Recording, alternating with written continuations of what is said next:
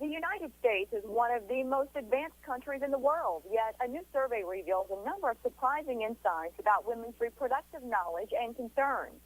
Our next guest joins us to share some of those survey results. Dr. Mary Jane Minkin is a board-certified obstetrician gynecologist and clinical professor at Yale University School of Medicine. Good morning, doctor. Good morning, Mary. Thank you for having me with you.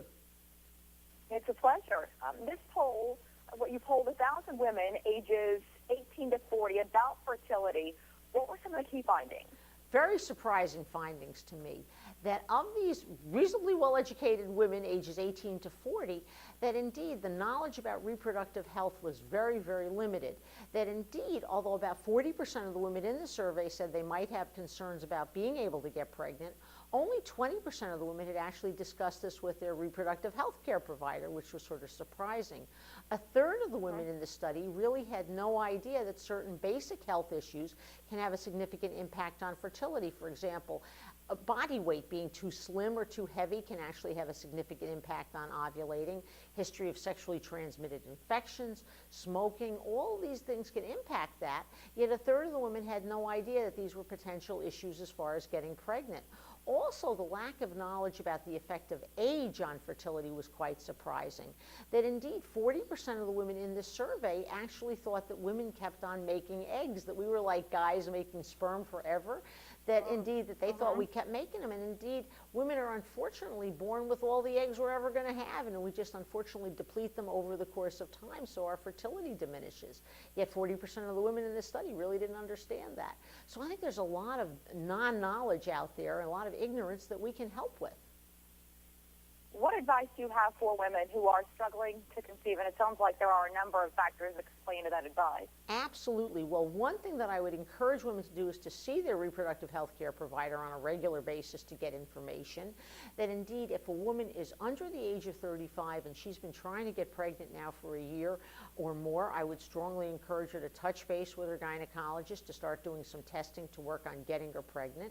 And if a woman is over the age of 35 and she's been trying for 6 months or more, she should be in contact with her reproductive health care advisor.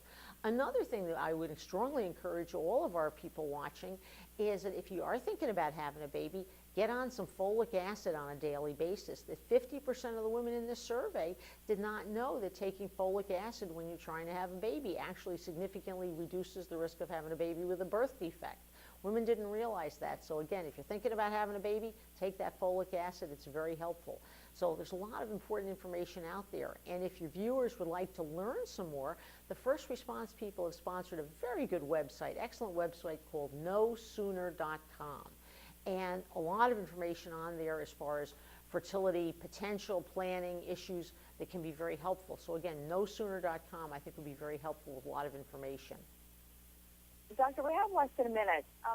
What are the reasons that women aren't talking to their doctors about concerns? Is it embarrassment, social stigma? What do you hear? Well, I think all the above are there. I think that women just basically don't understand that these are potential issues. And I think there's a significant disconnect, although women, yeah, they hear about fertility, and yeah, 40% of the women think they might have a problem getting pregnant. Many of these people will, it's not going to happen to me, so I don't have to worry about it. So I would strongly, again, encourage women to talk with their health care providers, because indeed in the survey, 75% of the women said they thought their female health care provider was their most important resource of this information. So don't be afraid that we're out there and we really want to help. And I view my job as a gynecologist is to help women have a baby when they want to have a baby, make them not have a baby when they don't want to have a baby. So I think that's very simple stuff that all of us in gynecology, nurse practitioners, PAs, we're all interested in helping women along those lines. Doctor, thanks for your time today. This has been informative. Thanks so much, Marie. Again, to NoSooner.com for our watchers here. Excellent. Thank you. Mike? Thank you.